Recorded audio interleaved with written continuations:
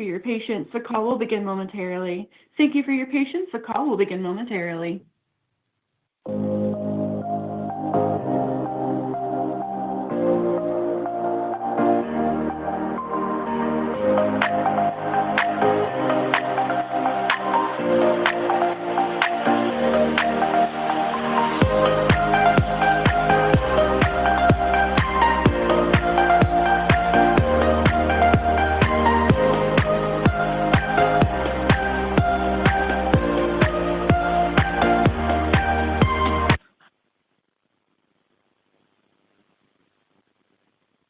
Good morning. My name is Megan, and I'll be your conference operator today and would like to welcome everyone to the fourth quarter and full year 2025 SLB earnings call. At this time, all participants are in a listen-only mode. After the speaker's remarks, there will be a Q&A session. If you would like to ask a question during the time, simply press star followed by the number 1 on your telephone keypad. You may remove yourself from the queue by pressing star 2. As a reminder, this call is being recorded. I will now turn the call over to James R. McDonald, Senior Vice President of Investor Relations and Industry Affairs. Please go ahead. Thank you, Megan. Good morning, and welcome to the SLB fourth quarter and full year 2025 earnings conference call. Today's call is being hosted from Houston, following our board meeting held earlier this week. Joining us on the call are Olivier Le Peuch, Chief Executive Officer, and Stéphane Biguet, Chief Financial Officer. Before we begin, I would like to remind all participants that some of the statements we'll be making today are forward-looking. These matters involve risks and uncertainties that could cause our results to differ materially from those projected in these statements. For more information, please refer to our latest 10-K filing and other SEC filings, which can be found on our website. Our comments today also include non-GAAP financial measures. Additional details and reconciliations to the most directly comparable GAAP financial measures can be found in our fourth quarter and full year earnings press release, which is on our website. With that, I will turn the call over to Olivier. Thank you, James. Ladies and gentlemen, thank you for joining us today. I will begin by reviewing our fourth quarter performance, followed by an update on market conditions and the unique opportunities we see developing for our business.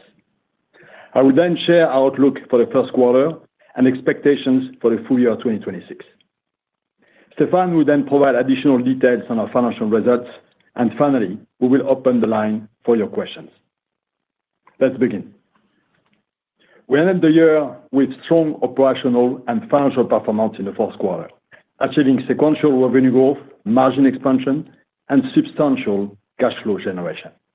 This performance reflects the breadth of our portfolio and the impact of our strategy in a challenging macro environment. Sequentially, revenue increased by 9%, driven by high single-digit growth internationally and mid-teens growth in North America. Excluding ChampionX, organic revenue increased by 7% internationally and 6% in North America.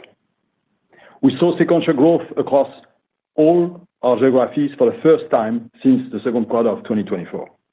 This demonstrates that global upstream activity has stabilized, with key markets showing early signs of a rebound.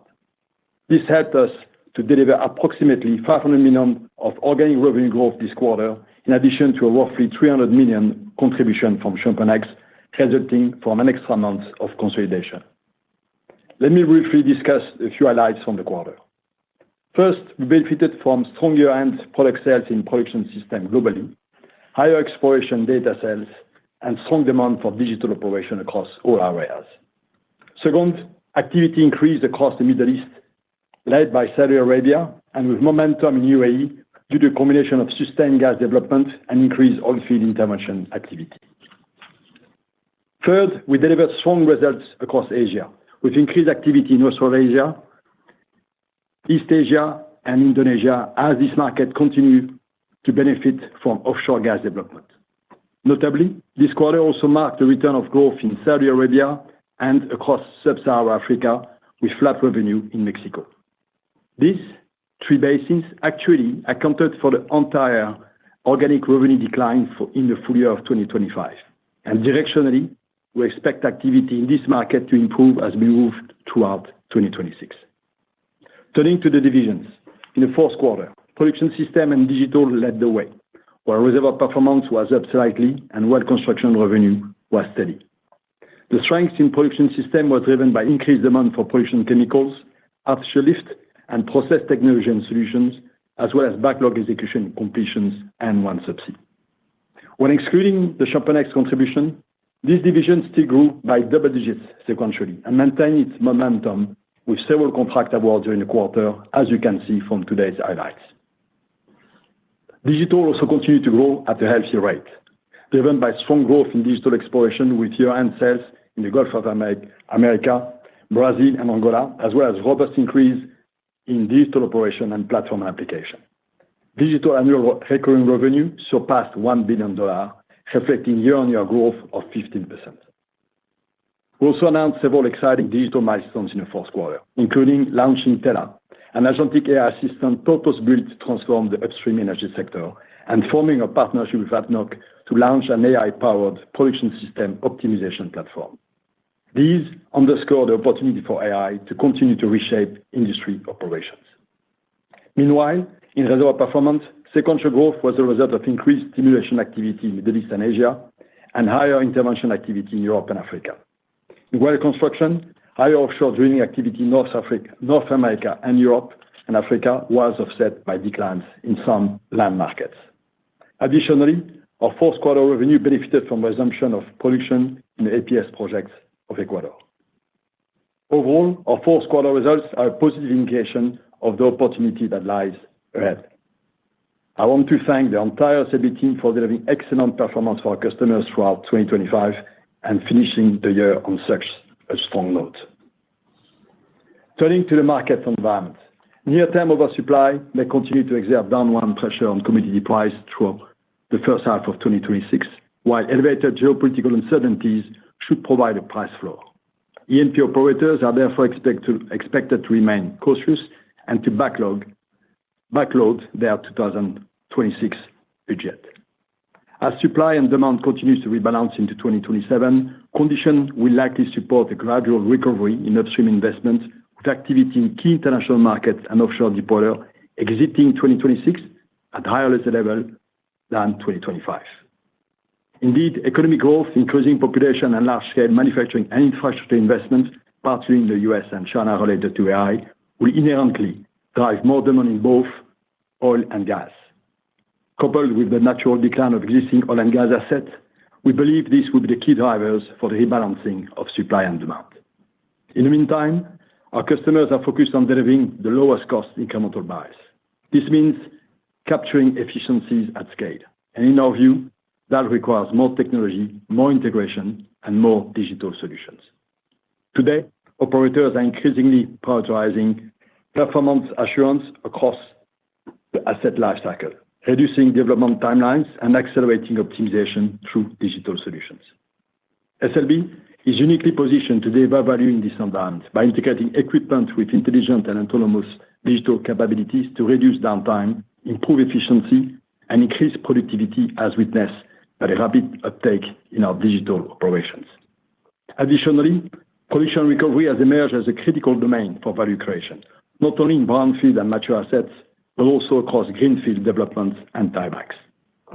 This is not an either-or proposition between CapEx and OpEx, but an opportunity to increase our share of CapEx spend and capture OpEx white space with new solutions. With SLB's expanded production portfolio, including the addition of ChampionX, we are uniquely positioned to meet the developing demand in the production space. Globally, the international markets are stabilizing and trending upwards directionally, with Latin America and Middle East and Asia leading the rebound in 2026. Regionally, Middle East continues to represent the largest international market with positive investment outlook. Indeed, there is a resurgence of oil production across the region, driven by OPEC Plus policy, while gas remains a strategic priority to meet regional demand and long-term capacity expansion. In 2025, we witnessed double-digit growth in the United Arab Emirates, Iraq, Kuwait, which was more than offset by the decline in Saudi Arabia. In 2026, the Middle East market will be characterized by rebound in drilling and workover activity in Saudi Arabia, with rig counts potentially returning to early 2025 levels by the end of 2026, and this has already begun. Offshore also continues to present compelling long-term growth opportunities for SLB, particularly in deepwater, where we expect activity to inflect toward the end of 2026 as white space subsides. With OneSubsea, we have the unique ability to combine subsea processing capabilities, digital solution, and SLB's integrated port-to-process expertise across subsea intervention and integrated well construction to create differentiated value for customers. Specific to the subsea market, more than 500 subsea trees are expected to be awarded across 2026 and 2027, about 20% higher than 2025 run rate. This is an opportunity we aim to capitalize on. In 2025, OneSubsea was awarded approximately $4 billion in subsea bookings, and we see a path for cumulative bookings exceeding $9 billion over the next 2 years, supported by this tendering activity. Finally, we're excited about the strong progress in our data center solution business since its launch less than 2 years ago. This year, we plan to expand our range of offering, our customer base, and the geography we serve, paving the way for future growth. The opportunity is growing faster than anticipated, and we expect to exit the year at a quarterly revenue run rate of $1 billion per year. Overall, SLB is clearly positioned to fully benefit from a rebound in international activity as supply-demand rebalance, supported by ongoing investments for oil capacity, gas expansion project, and a constructive long-term outlook for deepwater. Regional activity dynamics further reinforce this favorable directional trajectory beginning in 2026. Let me now share our outlook for the year.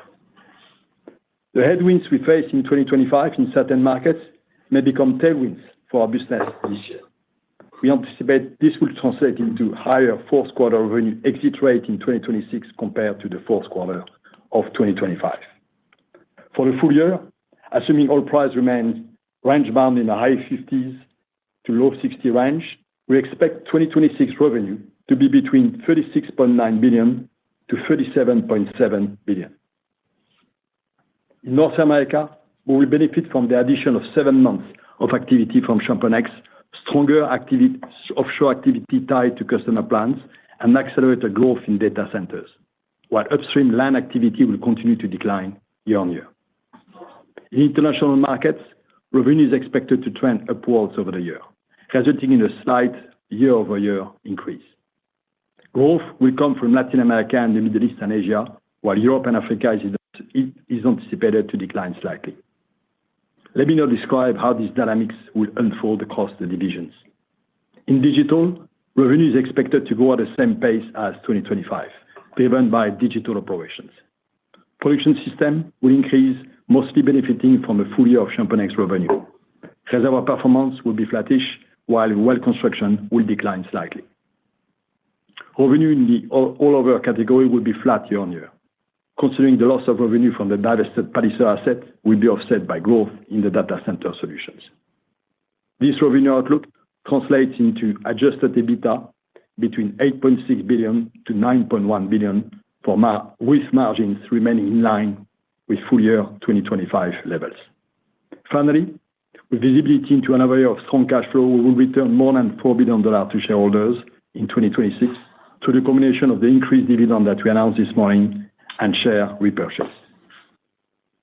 Turning to the first quarter, we anticipate revenue to decline by high single digits sequentially, similar to the prior year, due to outsized year-end product sales and project milestones in production system in the prior quarter. We also expect adjusted EBITDA margin to decrease by 150 to 200 basis points versus the prior quarter. This seasonal dip will be followed by a rebound of activity during the second quarter, with further expansion into the second half, driven primarily by international markets. Finally, before I hand over to Stephane, let me briefly touch on Venezuela. SLB is the only international service company actively operating in Venezuela today, as we are delivering a diverse set of services for NIOC under their license. With nearly a century of experience in Venezuela, we did maintain active facilities, equipment, and local personnel on the ground. Historically, we have been leader in the country, and we remain confident that with appropriate licensing, safety parameters, and compliance measures in place, we can rapidly ramp up activities in support of the oil and gas industry in Venezuela. We are excited, and we are already receiving a lot of inquiries from our customers. I will now turn the call over to Stephane to discuss our financial results in more detail. Thank you, Olivier, and good morning, ladies and gentlemen. Fourth quarter earnings per share, excluding charges and credits, was $0.78. This represents an increase of $0.09 sequentially and a decrease of $0.14 compared to the fourth quarter of last year. We recorded $0.23 of net charges during the fourth quarter. This includes an $0.11 goodwill impairment charge relating to our carbon capture business, $0.08 of merger and integration charges, $0.07 related to workforce reductions, and $0.03 of other charges. Offsetting these charges is a $0.06 credit relating to the reversal of a valuation allowance that was recorded against certain deferred tax assets. Overall, our fourth quarter revenue of $9.7 billion increased $817 million, or 9% sequentially. Approximately $300 million of this increase is due to an additional month of activity from the acquired ChampionX businesses. Excluding the impact of this transaction, SLB's fourth quarter global revenue increased 6% sequentially. The sequential revenue step-up was higher than expected and was driven by strong year-end digital sales, significant backlog deliveries, and project milestones in production systems, as well as higher reservoir performance activity in international markets. Fourth quarter adjusted EBITDA margin of 23.9% increased 83 basis points sequentially, primarily driven by very strong digital performance. Margin growth during the quarter was, however, constrained by a loss in a carbon capture project that negatively impacted margins by approximately 50 basis points. Let me now go through the fourth quarter results for each division. Fourth quarter digital revenue of $825 million increased 25% sequentially, while pre-tax operating margin expanded 557 basis points to 34%.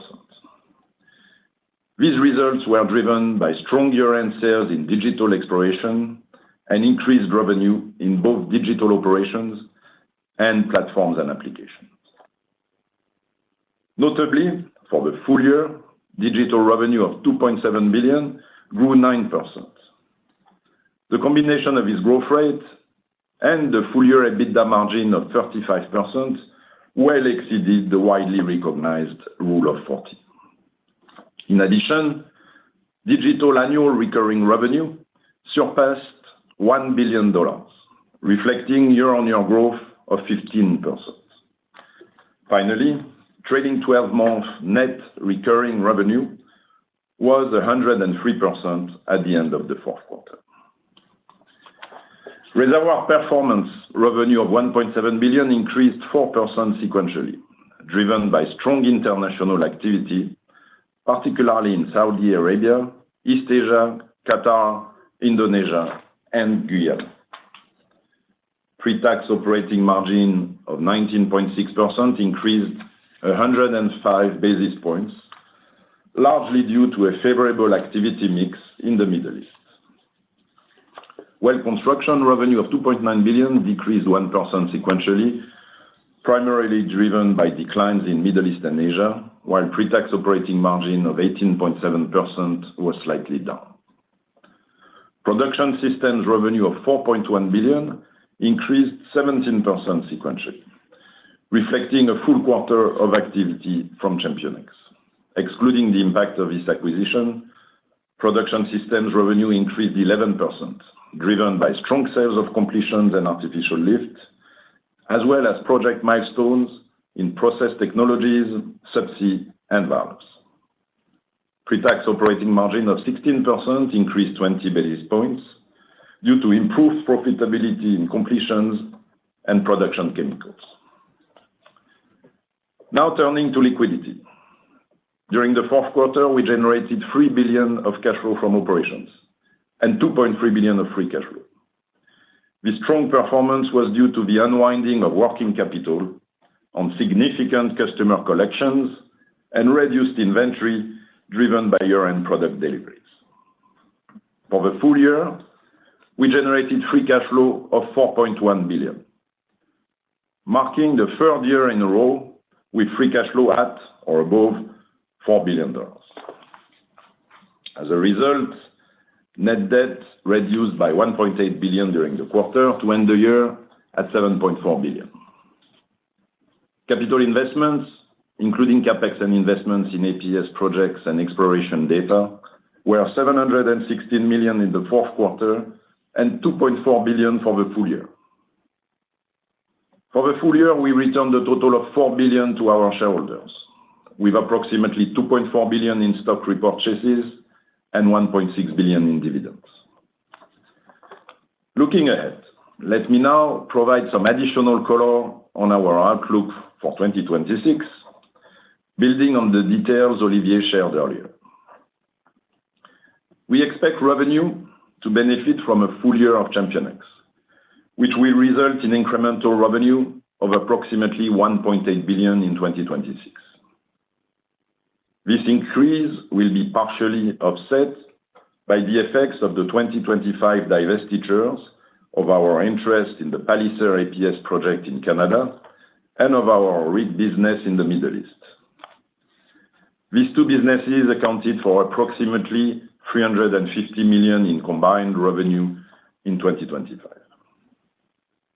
As Olivier mentioned, adjusted EBITDA margin for 2026 will be relatively consistent with 2025 levels, with differing dynamics by division.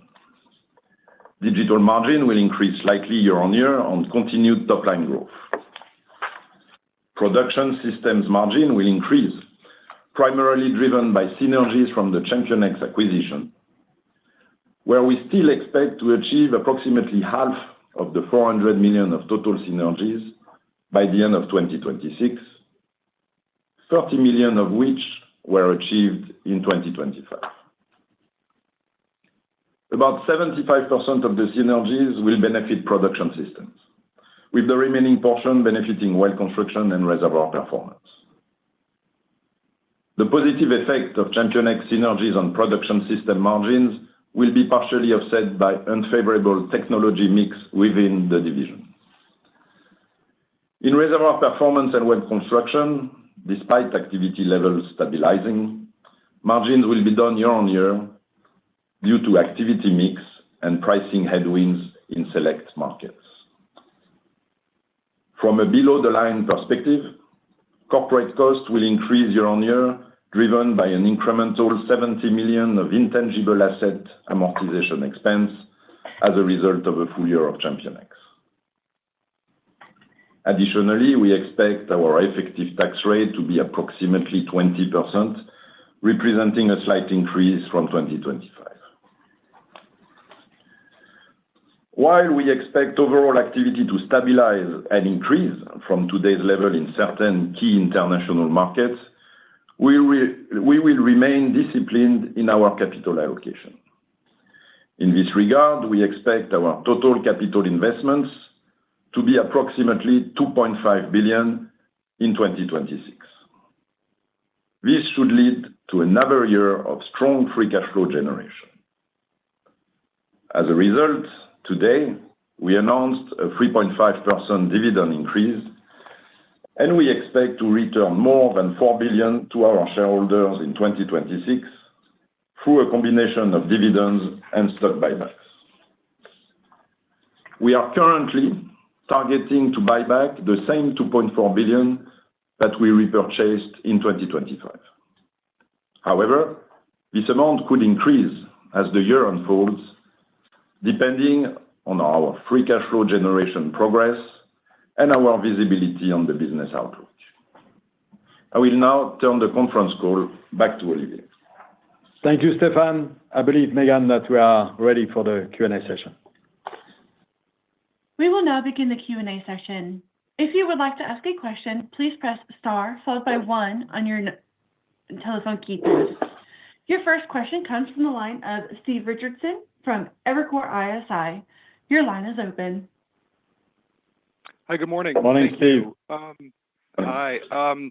I was wondering if we could talk a little bit about CapEx. I appreciate you've given some outlook here on 2026. There seems to be something with investors of an old rule of thumb about your CapEx leading revenue expectations. And I thought it'd be helpful if you could maybe give us some context around the trend line of CapEx, but also how is the capital intensity of your forward business different than perhaps it was in the past? Thanks for the question. Yes, so we increased CapEx slightly compared to last year in total with APS and exploration to 2.5 billion, as I just said. We think this is what we need to operate this year and to capture new opportunity as activity recovers gradually throughout the year, particularly in the international market. So yes, compared to the past, our capital efficiency has improved quite a bit in the last few years. We can do more with less, basically, but clearly we will not miss any opportunity if activity recovers faster. We want to be ready for the ramp up, and we'll bring more equipment and tools as needed. By division, clearly reservoir performance is probably the highest capital intensity, followed by well construction and production systems, especially with the addition of ChampionX as quite lower capital intensity.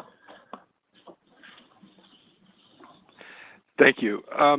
And on the Middle East, your comments are appreciated about the other regions picking up the slack in Saudi and your view on the full year improving.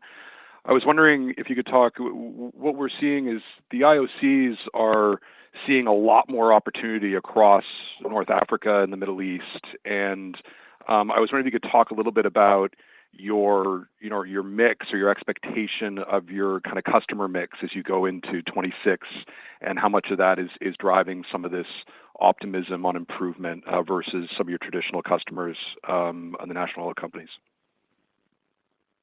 No, first I will comment, reinforce the trust and the confidence we have in our national company to continue to execute the capital program. And I think indeed we are foreseeing and already witnessing the rebound of the Saudi rig and drilling and workover activity, which is very favorable. And I think, as I said, coming from a deep in 2025, rebounding at the end of 2026 to, as we expect, to the level of entry of 2025, which is a V-shaped recovery. I think that will set the year very well, and also the 2027 as a much stronger year going forward. So beyond that, obviously the region still continues high momentum in Kuwait, in UAE, and has been witnessing significant growth.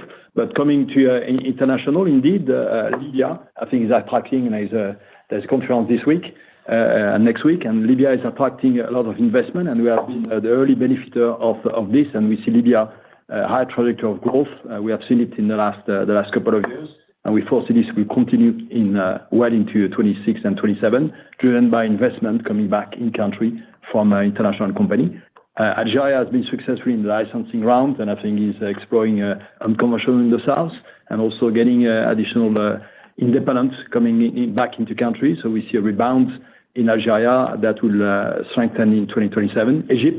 Egypt in the region, I think, is back in offshore.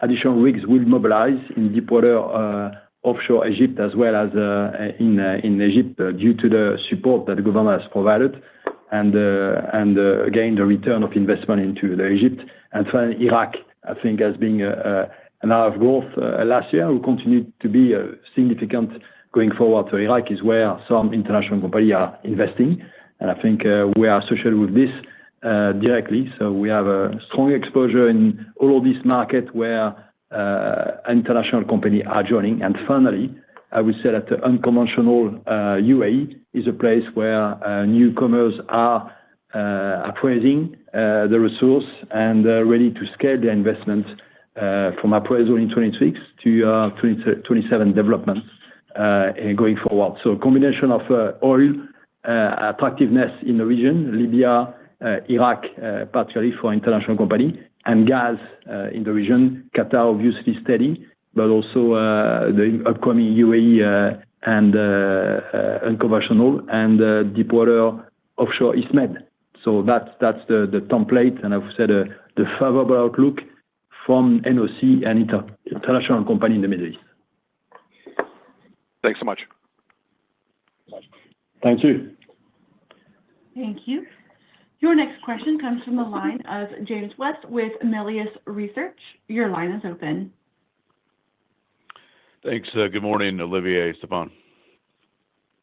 Morning. Morning, James.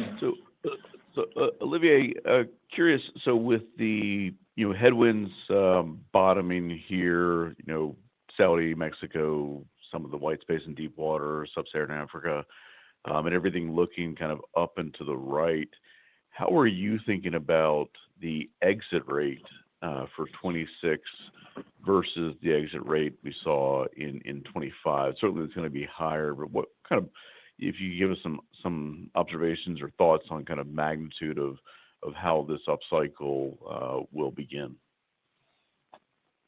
I think we have guided into our prepared remark that we expect the fourth quarter of 2026 to be higher than the fourth quarter of 2025, and this will be led by the international rebound.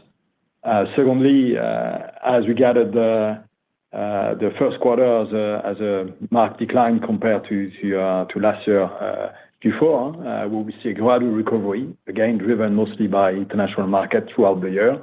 That is setting the scene, I would say, for 2027 to be favorable, driven by, first and foremost, continuous regain momentum in Middle East with the addition of the rebound activity in Saudi and the combination of what the factor I mentioned before.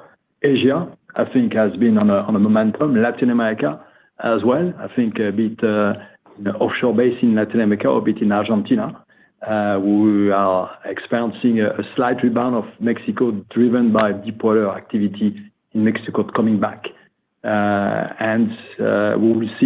We expect that gradually and into 2027, the activity in sub-Saharan deepwater will resume to higher level, visibly higher level. The combination of FID in Namibia, in Mozambique, in Angola, and the early pickup of activity in Nigeria are already showing sign of a very promising 27-28 cycle. So directionally, international gradually recovering, and the exit rate in the end of this year to be driven by international addition, so that it will result into Q4 of this year being higher than last year. Okay, that's helpful. Thank you. Thanks, Olivier. And then maybe a follow-up on the digital side of the business. Obviously, strong results in the fourth quarter, but my sense is we're still fairly under-penetrated on Lumi and Delphi and the cloud platforms and the AI platforms that you have. My numbers may be a little bit dated, but I think a couple 300 or so customers out of your 1,500 or so customers were on the cloud as of maybe a year ago. Could you give us a sense of kind of where that stands now, or where you see that heading? I'm assuming everybody eventually goes there. Most everybody goes there.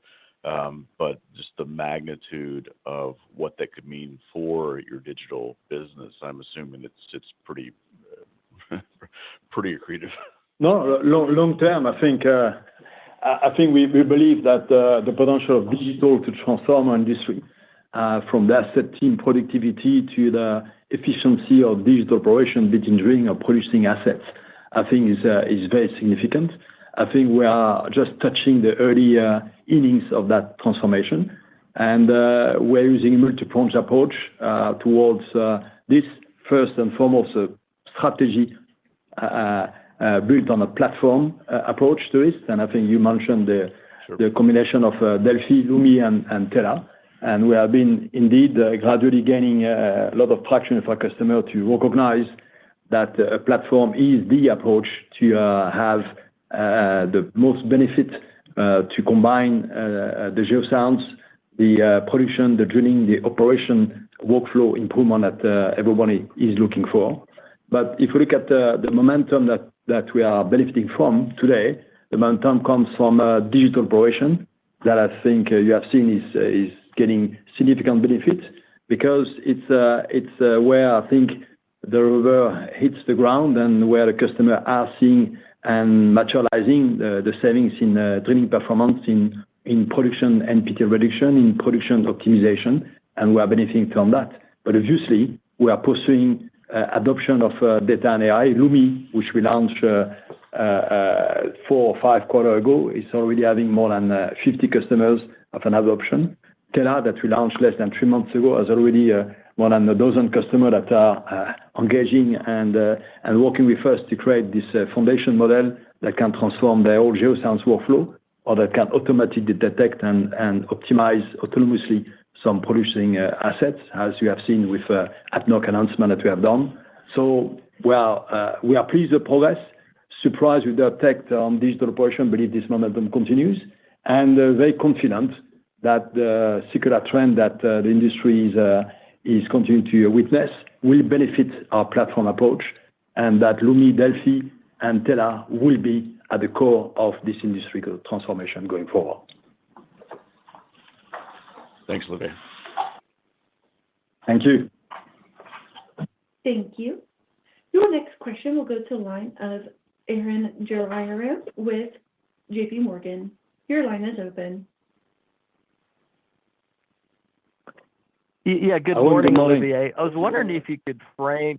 Yeah, good morning. I was wondering if you could frame your thoughts on the near-term and longer-term opportunity for SLB in Venezuela. You mentioned you're the only international service company now actively operating, but talk to us about what type of product lines could benefit if we do get a revitalization of the oil industry in Venezuela.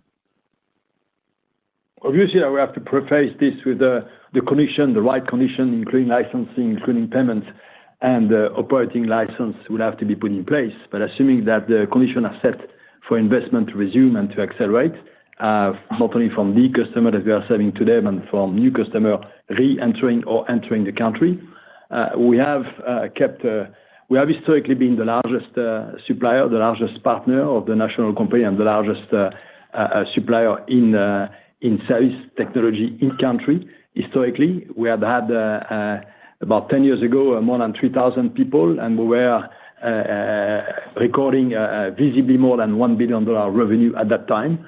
So we have the track record in integration. We have a unique subsurface digital leading role that we had at that time that we can resume, and we have today a significant set of assets that are ready to be deployed across the drilling services, across production with no less than 10 production sets, across rig operation with rigs that we are ready to mobilize. And I think across intervention, across drilling for infill drilling or production optimization, we believe to have a capacity in country, and we believe that we have the access to the Venezuelan nationals. About 80 of them are already in country.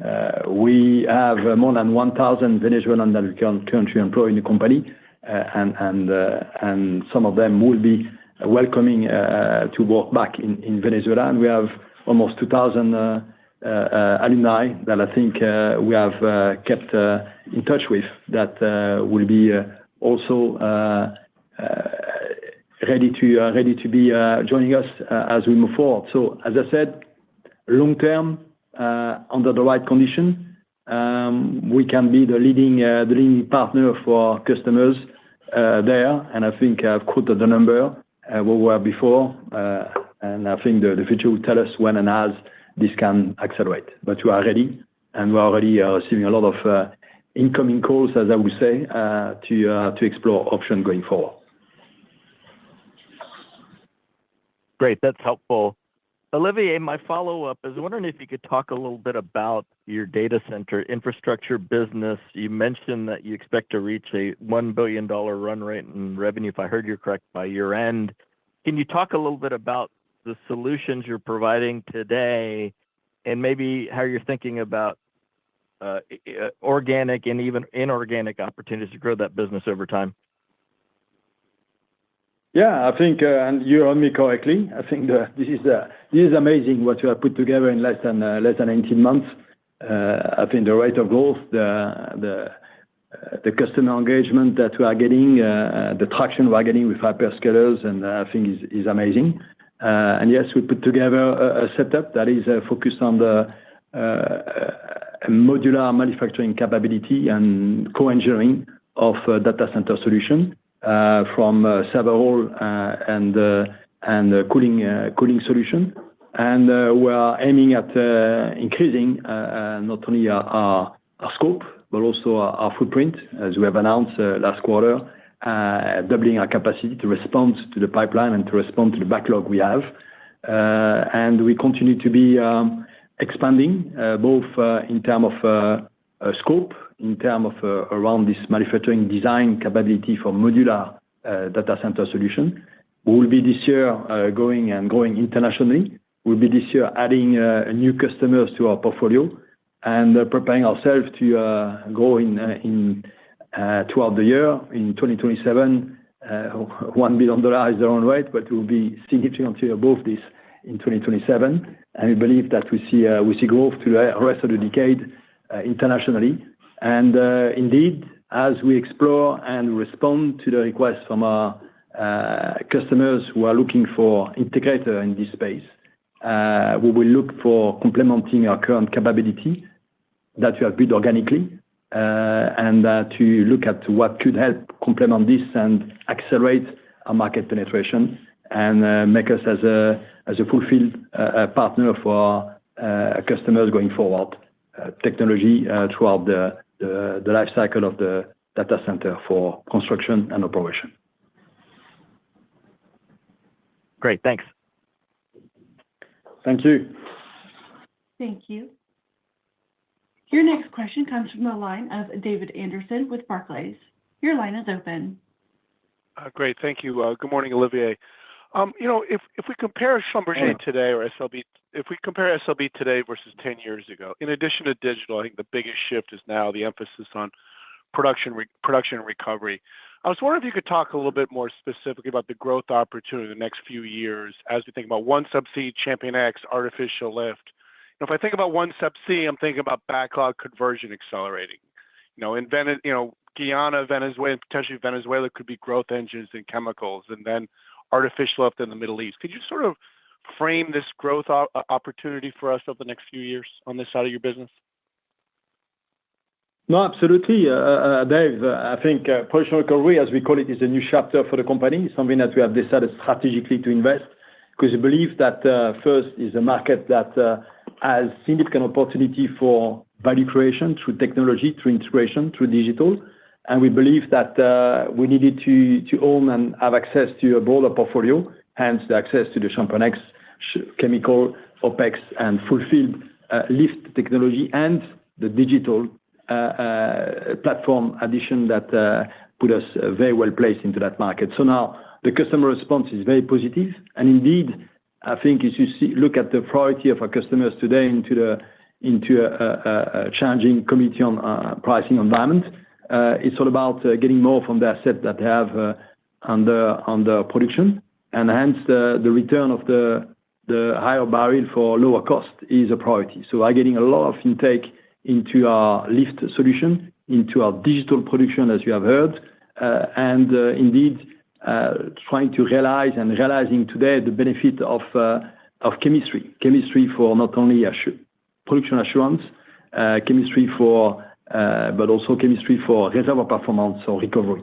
So we believe that the integrated capability that we have built together will give us the opportunity to create solution for the market, end-to-end solution that will help to improve the performance of existing producing assets, will help transform existing assets into with a solution for recovery, solution for optimization, and will help across to bring a digital solution. So yes, lift solution in the major basin or into the most producing oil basin in the world, including Middle East. Yes, subsea as a beneficiary for the long-term deep water, but also the boosting processing capability we have in subsea that are quite unique and contribute to this recovery production gain and goal we have. So yes, it is a new story for us. It's a new chapter. We're excited. Customer feedback is very strong because they believe that they need somebody that have the subsurface, have the technology, and has the full integrated portfolio to respond to the transformation of production recovery landscape, as we have contributed and helped the industry transform the well construction or exploration historically. That makes a lot of sense. Shifting gears a little bit to another area of potential growth is in geothermal. You've been dabbling there for a number of years, but now, as you noted in the release here, you're working with Ormat on a pilot project, I believe, later this year in enhanced geothermal. Yes. It looks a lot of this, when we look at geothermal, a lot of this sounds a lot like shale in the early 2000s. We know the resources there, but it's a matter of process and technique to solve for the economics. Do you agree with that conceptually? And where's your confidence that this can be scaled up to create, say, 100 plus megawatt, geothermal plants in the next few years?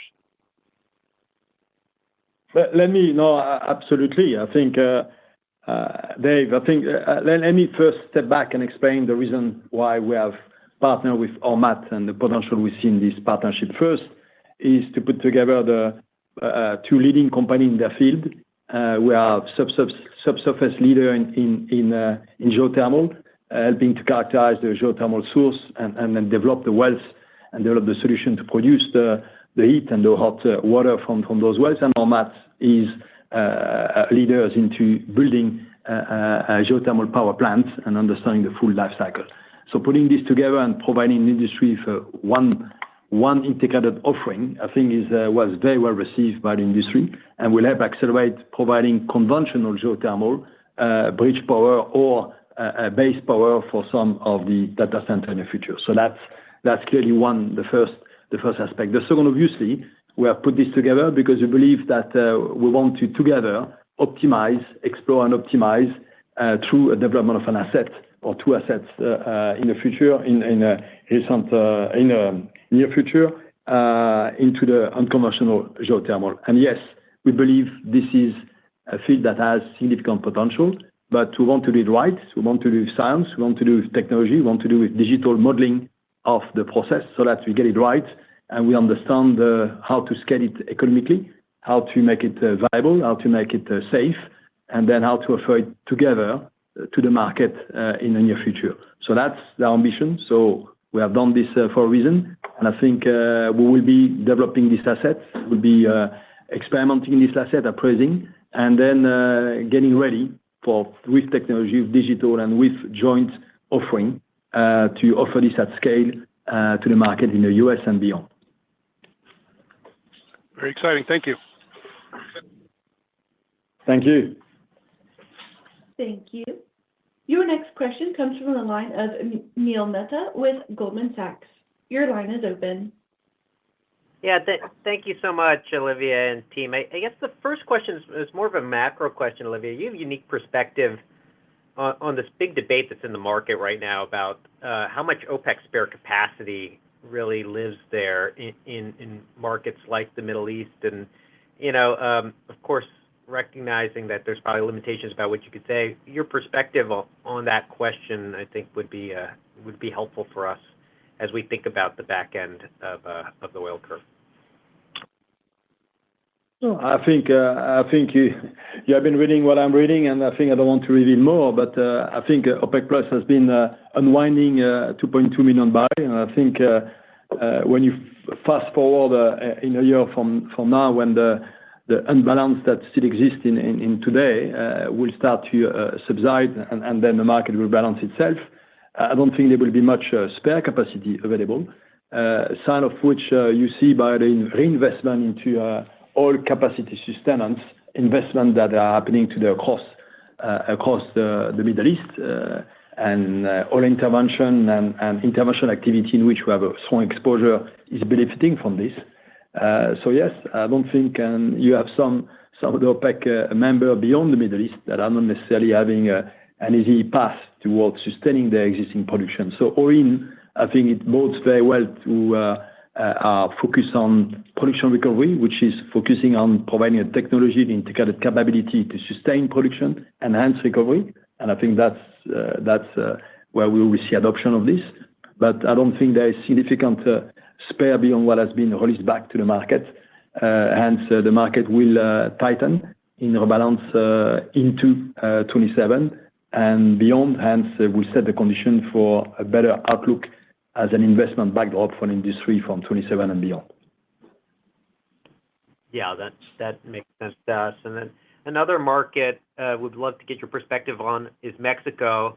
Olivier, this is probably the most constructive I've heard you on Mexico in a little bit, that we're in a bottoming phase and maybe even a cash recovery phase. So your perspective on that market and how it should evolve from here as we think about SLB. Yeah, the market, I would say, has normalized from a market that has dropped significantly and has had a need for getting the confidence of the whole industry to reinvest. I think it has normalized in the last few months. I think we anticipate it to be steady from the land activity for the foreseeable short to mid-term, and we expect the conditions are gradually getting in place for reinvestment going forward. In 2026, however, where we see the upside is in offshore activity in Mexico, where the deepwater asset that we are developing with that is being developed by the Woodside will give us an upside, whereas the activity in land now will make the assumption it is steady, but with the potential to start to strengthen as we move into 2027. Thank you, sir. Thank you. Thank you. Your next question comes from the line of Marc Bianchi with TD Cowen. Your line is open. Hey, thank you. Good morning. I wanted to ask on. Morning, Marc. So we've got these activity and good morning. We've got these activity increases in your outlook for 26 for certain international markets. Earlier, I think a few months ago, there was some discussion of some pricing potential weakness. Can you talk about what that looks like today and what your expectation is embedded in the outlook here? Yeah, I think first to comment that I think the industry has been under pricing pressure in the last couple of years, starting with North America, and I don't see a change there. I think although we believe in North America, we are shielded to the mix of the portfolio we have and exposure we have data center and digital, and our exposure in deepwater and Gulf of America is proportionally bigger, and also the OpEx exposure we have ChampionX is a bit of a shield towards some of the pricing pressure in North America. Internationally, the matter has been, and I keep repeating every time I get to comment on this, has remained highly competitive for a large tender in international markets, and the market has been keeping pressure, considering that the market has been declining the last 18 months or 12 months in the international market. Hence, the pricing pressure has been sustained and in some critical markets. And we have been responding with this to this pressure when we felt it was the appropriate things to do to keep participating to the market. At the same time, I think we are able to maintain our margin steady in 2026 compared to 2025, building on our ChampionX synergy, building on the digital growth margin accretive business, and the effort we are doing to continue to use technology performance as differential to protect where we can our margin against the pricing pressure. Okay, thank you for that. And the other question I had was related to the offshore outlook. So you've talked about an expectation for improvement in offshore, and I think if we go back a year or two, there was an expectation for offshore improvement that didn't really materialize. So what are you seeing now that you think is different from that prior period and gives you the confidence to make those comments?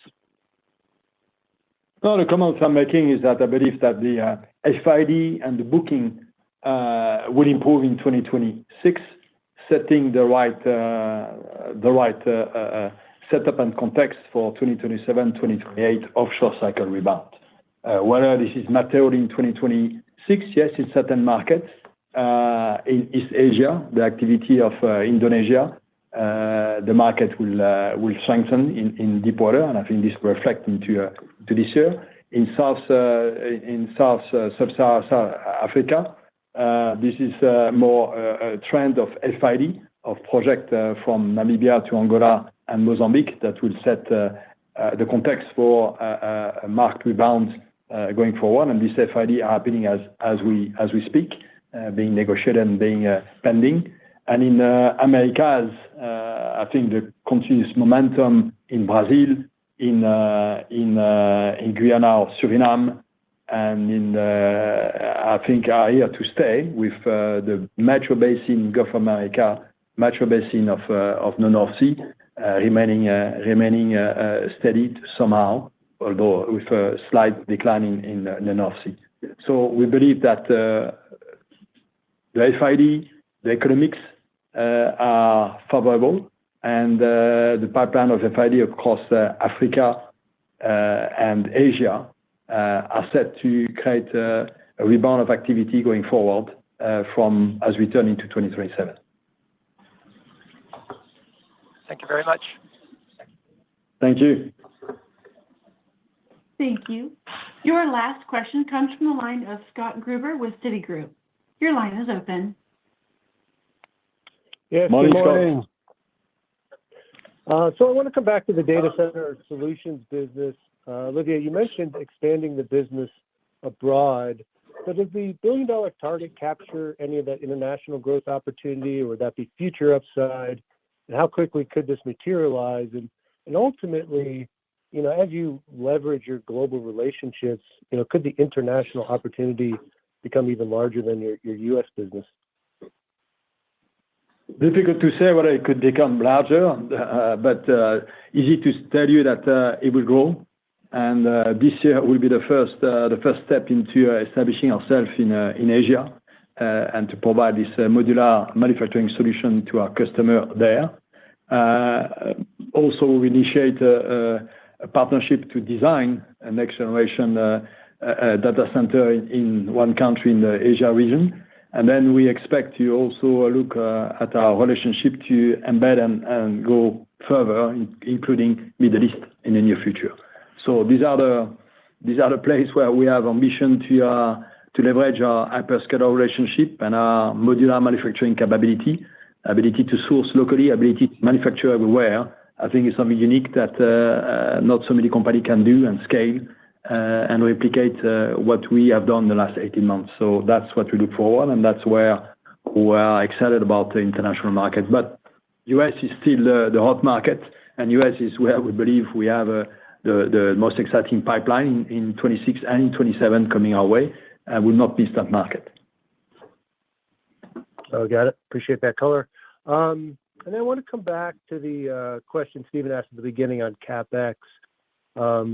So your $2.5 billion of CapEx this year will, support the second half growth rate that you'll achieve, which will be led by digital and data center solutions, some contribution from the core, but overall the capital intensity of the portfolio is improving. So my question is, can you sustain similar growth rate for a couple of years into the future at a CapEx level that's still broadly around $2.5 billion, given those kind of less capital intensive drivers of growth, or do you think CapEx would need to creep a bit higher?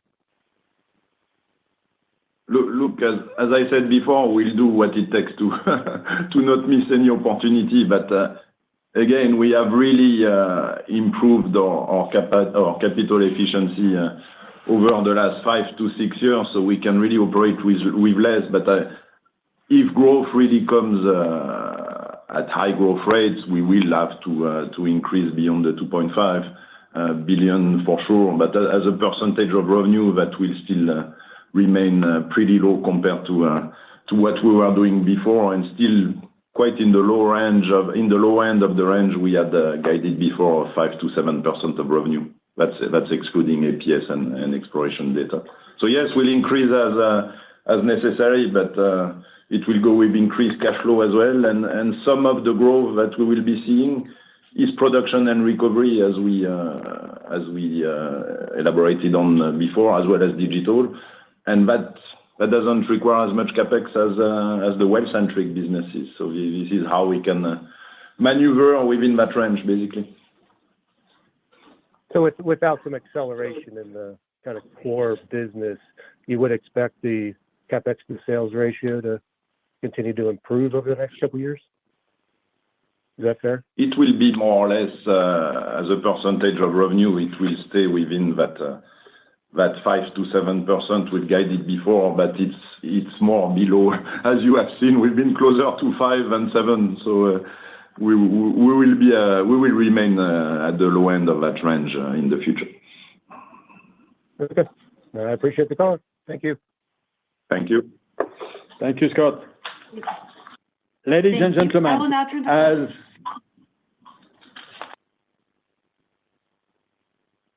thank you. Thank you, Megan. Ladies and gentlemen, as we conclude today's call, I would like to leave you with the following takeaways. First, our strategic focus on production recovery, including ChampionX, digital and data center solution present new pathways for growth, supporting a full-year revenue and margin guidance. Second, I'm confident that we continue to generate strong cash flows, enabling us to return more than $4 billion of shareholder returns in 2026. Third, in the longer term, the outlook is becoming more positive for SLB. The recovery of Saudi Arabia, the positive pipeline in subsea, the growth dynamic in both digital and data centers are all catalysts, and Venezuela represents an upside. In summary, the current cycle is recovering towards the strengths of SLB. With this, I will conclude today's call. Thank you all for joining. This concludes today's conference call. You may now disconnect.